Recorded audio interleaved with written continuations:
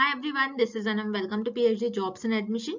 सो आज के इस वीडियो में हमने एनटीए पीएचडी एंट्रेंस टेस्ट जो कि DU, JNU, BHU, BBA universities के पीएचडी एंट्रेंस एग्जामिनेशन कंडक्ट करवाता है। तो इन सारे यूनिवर्सिटीज के हमने कुछ मोस्ट एक्सपेक्टेड एमसीक्यूज एंड कुछ यूनिवर्सिटीज के जैसे डीयू, जेएनयू वगैरह यूनिवर्सिटीज के यहाँ पर मैंने इस वीडियो में प्रीवियस ईयर क्वेश्चंस भी आपके साथ डिस्कस करा है ऑन रिसर्च मेथोडोलॉजी, जिसमें आपको हर एक क्वेश्चंस का डिटेल एक्सप्लेनेशन मिलेगा और क्वेश्चंस आपको किस तरीके से एग्जामिनर पूछ सकते हैं वो भी मैंने आइडिया इस वीडियो में आपके साथ शेयर कर रखा है।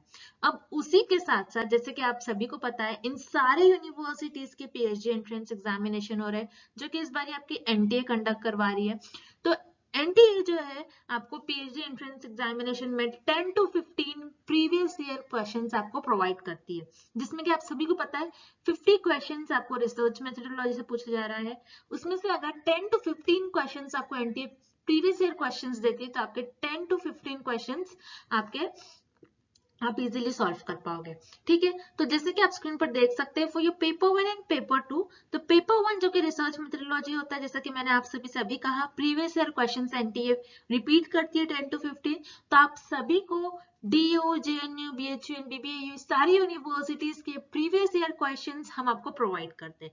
Previous year questions paper, previous year question series, lecture series आपको मिलती है प्रीवियस ईयर क्वेश्चंस पर, और उसी के साथ साथ आपको प्रीवियस ईयर क्वेश्चंस, आपको किस तरीके से प्रीवियस ईयर क्वेश्चंस में क्वेश्चंस पूछे गए थे उसका आइडिया, उससे आपको लगभग मिलता जुलता कॉन्सेप्ट ही एनटीए पूछती है। ठीक है, तो यहाँ पर हम आपको सारी चीजों का आइडिया देंगे और उसी के साथ साथ आप सभी को ये भी पता होगा एनटीए का पीएचडी एंट्रेंस एग्जामिनेशन इस बार आपका ऑनलाइन मोड में होगा। ठीक है, कंप्यूटर बेस्ड आपका टेस्ट है, तो इसीलिए हम स्टूडेंट्स को कंप्यूटर बेस्ड टेस्ट यानी ऑनलाइन होगा, इसलिए हम स्टूडेंट्स को ऑनलाइन प्रिपरेशंस करवाते कि किस तरीके से आपको ऑनलाइन क्वेश्चंस को सॉल्व करना है।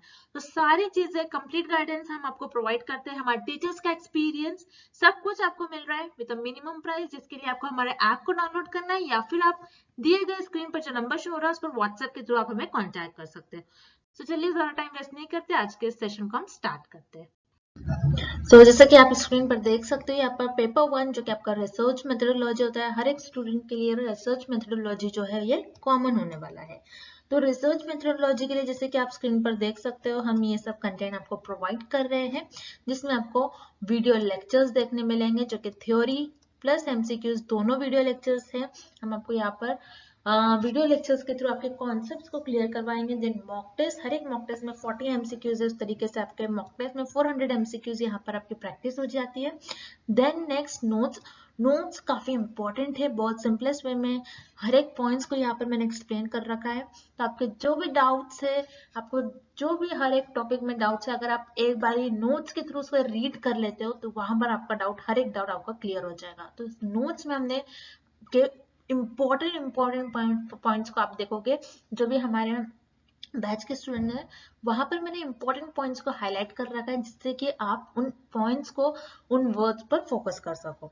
देन उसके बाद पीडीएफ हम आपको प्रोवाइड करते हैं जिसमें 1500 से भी ज्यादा इंपॉर्टेंट क्वेश्चंस है, जिसमें हमने आपको प्रीवियस ईयर क्वेश्चंस पेपर भी प्रीवियस ईयर क्वेश्चंस आपके साथ डिस्कस करा है एंड मोस्ट एक्सपेक्टेड एमसीक्यूज भी यहाँ पर आपके साथ शेयर करा है। तो सारा कंटेंट आपको बाइलिंगुअल लैंग्वेज, हिंदी इंग्लिश दोनों लैंग्वेज में हम प्रोवाइड करते हैं।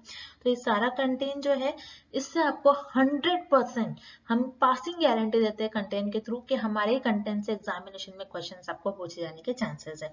तो उसके लिए आपको स्क्रीन पर जो नंबर नजर आ रहा है व्हाट्सएप के थ्रू, या फिर अगर आप हमारे ऐप के थ्रू कंटेंट को एक्सेस करते हो तो आपको सारी चीजें एक ही जगह पर मिल जाती है। ऐप पर हमारा प्रॉपरली हर एक चीज आपको टॉपिक वाइज हर एक चीज आपको एक ही जगह पर ऐप पर मिल जाएगा। आपके पास एक्सेस होगा, आप जब भी चाहो वहां से आप रीड कर सकते हो। आपके सारा कंटेंट आपको एक ही जगह पर ऐप पर इजीली अवेलेबल होगा। तो ऐप के लिए लिंक भी हमने comment section as well as description box में आपके लिए लिंक प्रोवाइड कर रखी है हमारे ऐप पर, तो आप वहां से डायरेक्टली कंटेंट को एक्सेस करिए।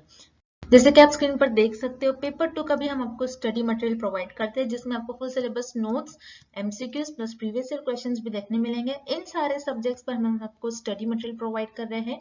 अगर इन सारे सब्जेक्ट्स के अलावा भी आपको कोई और सब्जेक्ट का स्टडी मटेरियल चाहिए तो आप मुझे कॉमेंट कर बता सकते हो। उस पेपर 2 के लिए भी आपको दिए गए स्क्रीन पर जो नंबर नजर आ रहा है, इस पर व्हाट्सएप के थ्रू आपको हमें कॉन्टैक्ट करना है। सो दैट्स इट, हम आज के सेशन को हम स्टार्ट करते हैं। If more than two values are there for analyzing mean difference, then which test is to be used? इस क्वेश्चन में हमें फाइंड आउट करना है कि हम कौन सा स्टैटिस्टिकल टेस्ट यूज करेंगे जब हमें दो से ज्यादा ग्रुप्स के मीन को कंपेयर करना होता है। तो यहाँ पर आपका करेक्ट ऑप्शन हो जाएगा एनोवा, बिकॉज एनोवा टेस्ट ऐसा टेस्ट होता है जिसमें हम मोर देन टू ग्रुप्स के मीन को कंपेयर करते हैं। ओके, जब भी हम दो से ज्यादा ग्रुप के मीन को कंपेयर करते हैं तब हम एनोवा टेस्ट का यूज करेंगे, और जब भी हम सिर्फ दो ग्रुप के मीन को कंपेयर करते हैं तब हम T test and G test का यूज करेंगे।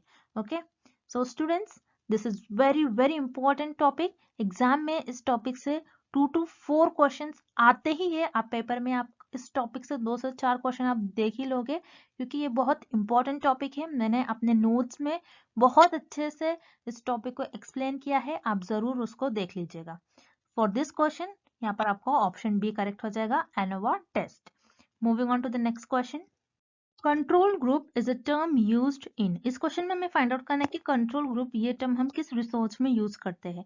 सो कंट्रोल ग्रुप ये टर्म हम एक्सपेरिमेंटल रिसर्च में यूज करते हैं।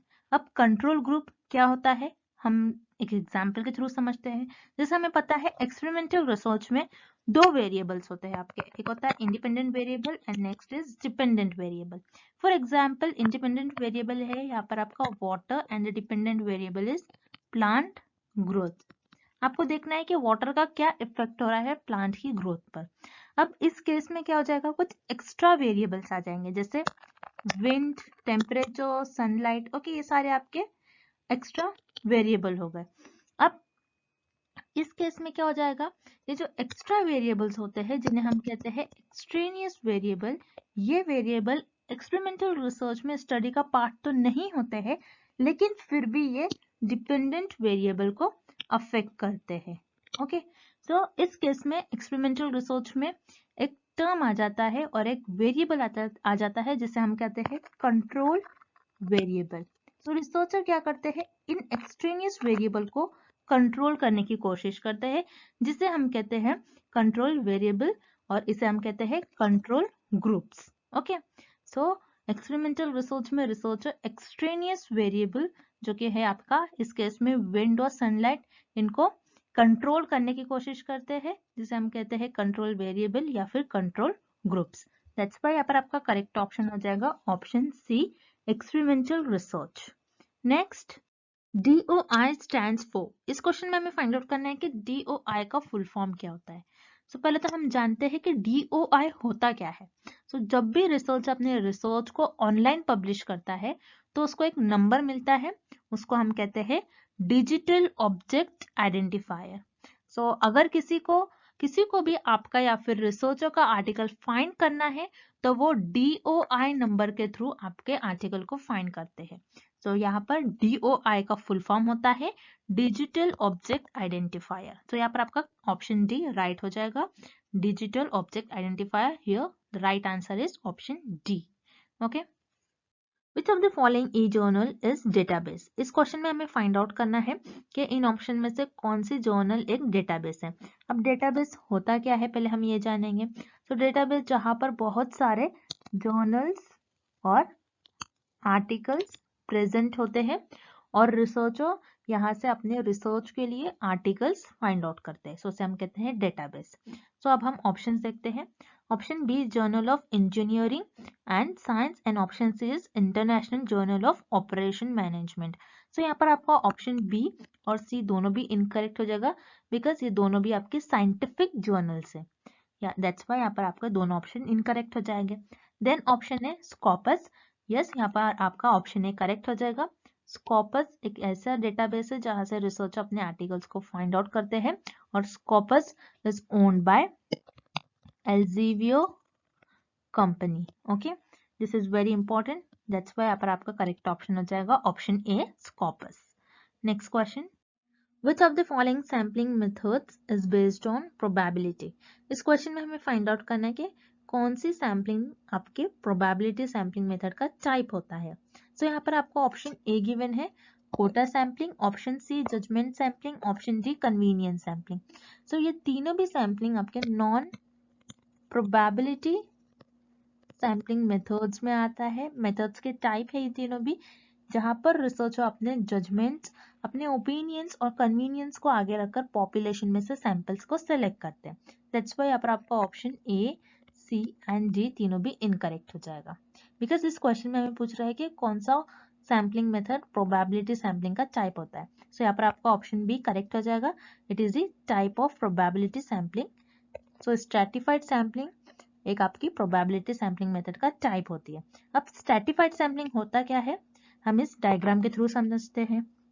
सो स्ट्रैटिफाइड सैम्पलिंग में रिसर्चर एक हेट्रोजीनियस पॉपुलेशन लेते हैं। इस हेट्रोजीनियस पॉपुलेशन को रिसर्चर होमोजीनियस पॉपुलेशन में कन्वर्ट करते हैं और होमोजीनियस ग्रुप्स में कन्वर्ट करते हैं, और इस ग्रुप में से रैंडमली सैंपल्स को सेलेक्ट करते हैं। सो प्रोबेबिलिटी सैम्पलिंग में रिसर्चर अपने कन्वीनियंस, अपने जजमेंट, अपने ओपिनियन को आगे नहीं रखते हैं, बल्कि रैंडमली पॉपुलेशन में से सैंपल्स को सेलेक्ट करते हैं। सो दैट्स व्हाई यहाँ पर आपका करेक्ट ऑप्शन हो जाएगा option B stratified sampling. Stratified sampling आपकी प्रोबेबिलिटी सैम्पलिंग मेथड का टाइप होती है। Okay, next question, Which of the following tools is good for thesis report? इस क्वेश्चन में हमें फाइंड आउट करना है कि हम रिसर्च में थीसिस किस टूल में लिखते हैं। सो यहाँ पर आपका ऑप्शन ए गिवन है एक्सेल। एक्सेल क्या होता है, जिसमें आप डेटा को एनालाइज करते हो, ये डेटा एनालिसिस टूल होता है। एक्सेल आपका डेटा एनालिसिस टूल होता है। एक्सेल में रिसर्चर थीसिस को नहीं लिखते हैं, दैट्स व्हाई यहाँ पर आपका ऑप्शन ए इनकरेक्ट हो जाएगा। Then option B power point presentation. So power point presentation जो प्रेजेंटेशन बनाने के काम आता है, और जिसमें रिसर्चर रिसर्च प्रेजेंटेशन बनाते हैं, ना कि थीसिस लिखते हैं। दैट्स व्हाई यहाँ पर आपका ऑप्शन बी भी इनकरेक्ट हो जाएगा। Then option C word document. तो यहाँ पर आपका ऑप्शन सी करेक्ट हो जाएगा।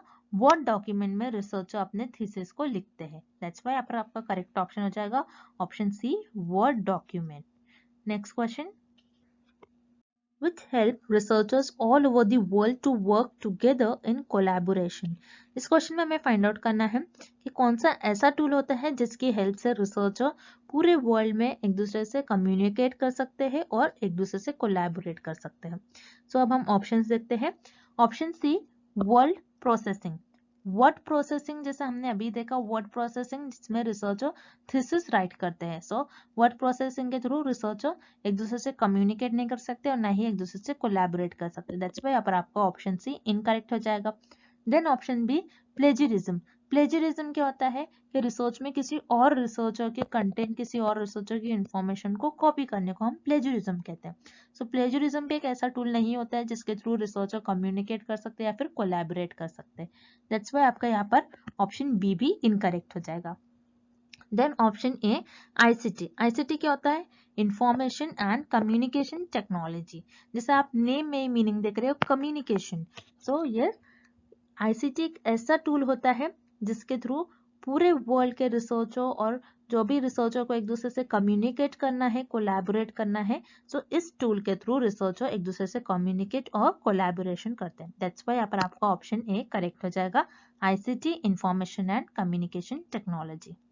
Moving on to the next question, qualitative data uses. इस क्वेश्चन में हमें फाइंड आउट करना है कि क्वालिटेटिव डेटा कौन सी स्केल ऑफ मेजरमेंट यूज करता है।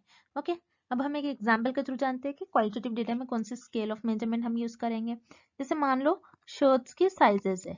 ओके, अब यहाँ पर आपने शर्ट के साइजेस को उनके फीचर्स के हिसाब से क्लासिफाई कर लिया कि ये small, medium and large. Okay, अब यहाँ पर आपने क्या किया, शर्ट को उनके फीचर्स के हिसाब से क्लासिफाई कर लिया। दैट्स व्हाई आपके नॉमिनल स्केल ऑफ मेजरमेंट में आएगा। ओके, देन आप यहाँ पर क्या कर रहे हो, शर्ट के साइजेस को पहले आपने स्मॉल लिया, फिर स्मॉल से मीडियम में आए। आपने ऐसा थोड़ी ना किया कि स्मॉल से डायरेक्ट लार्ज पे चले गए। ओके, स्मॉल से आपने प्रॉपर मीडियम लिया, मीडियम से उससे थोड़ा सा एक साइज बड़ा लार्ज ले लिया। ओके, मीन्स यहाँ पर आपने ऑर्डर फॉलो किया है। मीन्स यहाँ पर आप क्वालिटेटिव डेटा में आप ऑर्डिनल स्केल ऑफ मेजरमेंट भी यूज करेंगे, मीन्स इस शर्ट की साइज में आपने एक ऑर्डर फॉलो किया, ओके, दैट मीन्स आप क्वालिटेटिव डेटा में nominal as well as ordinal scale of measurement use करते हो, दैट्स व्हाई यहाँ पर आपका करेक्ट ऑप्शन हो जाएगा ऑप्शन ए। देन यहाँ पर आपको ऑप्शन बी गिवन है ratio and interval. So remember ratio और इंटरवल में आप क्वांटिटेटिव डेटा में आप इस स्केल ऑफ मेजरमेंट का यूज करते हो, बिकॉज क्वालिटेटिव डेटा में और यू कैन से नॉमिनल और ऑर्डिनल में जीरो का कोई मीनिंग नहीं होता है, ओके और क्वालिटेटिव डेटा में नंबर्स नहीं इन्वॉल्व होते, वैसे हमने देखा नॉमिनल और ऑर्डिनल में कोई नंबर्स नहीं ज्यादा इन्वॉल्व होते, दैट्स व्हाई यहाँ पर आपका ऑप्शन ए करेक्ट हो जाएगा, qualitative data uses nominal as well as ordinal scale of measurements. So यहाँ पर आपका ऑप्शन ए करेक्ट हो जाएगा, either nominal or ordinal scale. Next question. In an aquaculture study, the following variables were measured on each fish: gender, initial weight, body temperature, weight gain. The scale of these four variables in order are. इस question में हमें find out करना है कि एक study की गई, एक एक्वाकल्चर स्टडी की गई, मीन्स पानी से रिलेटेड कुछ स्टडी की गई, और इस स्टडी में फिश पर स्टडी की गई, और जैसे उनके फिश के वेरिएबल्स जैसे gender, initial weight, body temperature, weight gain, इन सारे वेरिएबल्स पर स्टडी की गई। तो ये जो 4 वेरिएबल्स है, ये इन 4 वेरिएबल्स को स्टडी करने के लिए रिसर्चर कौन से स्केल ऑफ मेजरमेंट्स का यूज करेंगे, हमें ये फाइंड आउट करना है, ओके। सो यहाँ पर आपका फर्स्ट वेरिएबल है जेंडर। तो जेंडर को रिसर्चर फिश के जेंडर्स को रिसर्चर उनके क्वालिटेटिव फीचर्स के हिसाब से क्लासिफाई करेंगे।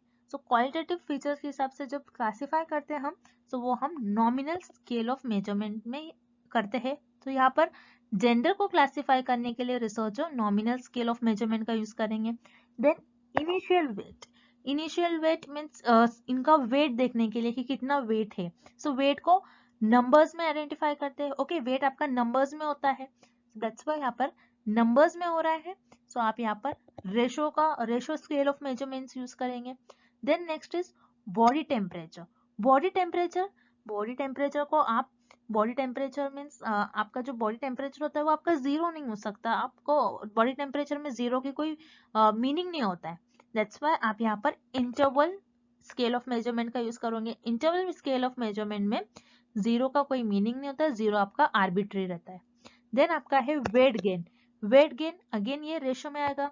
अगर ये देखना है रिसर्चर को कि ये पर्टिकुलर फिश का कितना वेट गेन होगा, सो कोई फिश का वेट गेन होगा, कोई फिश का वेट गेन नहीं होगा, मीन जीरो वेट गेन होगा, तो जीरो वेट गेन है, दैट्स व्हाई यहाँ पर आपका रेशो होगा, रेशो में जीरो का कुछ मीनिंग होता है, दैट्स व्हाई यहाँ पर आपका करेक्ट ऑप्शन हो जाएगा ऑप्शन डी। तो यहाँ पर रिसर्चर फिश के जेंडर को मेजर करने के लिए नॉमिनल स्केल ऑफ मेजरमेंट का यूज करेंगे। इनिशियल वेट को मेजर करने के लिए रेशो स्केल ऑफ मेजरमेंट का यूज करेंगे, क्योंकि वेट जीरो भी हो सकता है, okay. Then next is body temperature को मेजर करने के लिए researcher interval scale of measurement का यूज करेंगे, बिकॉज इंटरवल में जीरो का कोई मीनिंग नहीं होता है, और उसी तरह बॉडी टेम्परेचर में जीरो का भी कोई मीनिंग नहीं होता है। देन वेट गेन के लिए researcher ratio scale of measurement का यूज करेंगे, बिकॉज वेट गेन जीरो भी हो सकता है, सो रेशो में आपके जीरो का मीनिंग होता है, दैट्स व्हाई यहाँ पर आपका करेक्ट ऑप्शन हो जाएगा option D, nominal, ratio, interval and last is ratio, okay. Next question. First question, the result undertaken to find the solution to a particular problem faced by a particular organization is dash research. इस question में हमें find out करना है, एक organisation है और उस organisation ने पर्टिकुलर प्रॉब्लम फेस किया है, और उस पर्टिकुलर प्रॉब्लम को सॉल्व करने के लिए वो ऑर्गेनाइजेशन किस रिसर्च का यूज करेगी, ओके। सो स्टूडेंट्स, इस क्वेश्चन में आपको बस एक ही वर्ड पर फोकस करना है, विच इज पर्टिकुलर प्रॉब्लम। कभी भी आपके क्वेश्चन में पर्टिकुलर या फिर स्पेसिफिक ये दोनों वर्ड आता है, that means it is related with applied research. So yes, यहाँ पर आपका करेक्ट ऑप्शन हो जाएगा option B, applied research. Applied research में रिसर्चर कोई पर्टिकुलर प्रॉब्लम या फिर कोई स्पेसिफिक प्रॉब्लम को सॉल्व करते हैं। देन यहाँ पर आपका ऑप्शन ए गिवन है आपको फंडामेंटल रिसर्च में researcher new ideas, new theory, new concept develop करते हैं ताकि उनकी नॉलेज इंक्रीज हो सके। बट फंडामेंटल रिसर्च में रिसर्चर कोई स्पेसिफिक और पर्टिकुलर प्रॉब्लम को सॉल्व नहीं करते, दैट्स वाई आपका यहाँ पर ऑप्शन ए इनकरेक्ट हो जाएगा। Then option C conceptual research. Conceptual research ऐसी रिसर्च होती है which is related with concepts and ideas, so again आपका यहाँ पर ऑप्शन सी भी इनकरेक्ट हो जाएगा। Then option D descriptive. Descriptive research वो रिसर्च होती है जिसमें रिसर्चर कोई फेनोमेना को एज इट इज डिस्क्राइब करते हैं, और अगेन डिस्क्रिप्टिव रिसर्च में रिसर्चर कोई पर्टिकुलर या फिर स्पेसिफिक प्रॉब्लम को सॉल्व नहीं करते, दैट्स वाई अगेन आपका यहाँ पर ऑप्शन डी भी इनकरेक्ट हो जाएगा। So here correct option is option B applied research. Applied research वो रिसर्च होती है जिसमें रिसर्चर कोई पर्टिकुलर और स्पेसिफिक प्रॉब्लम को सॉल्व करते हैं। Okay, next question.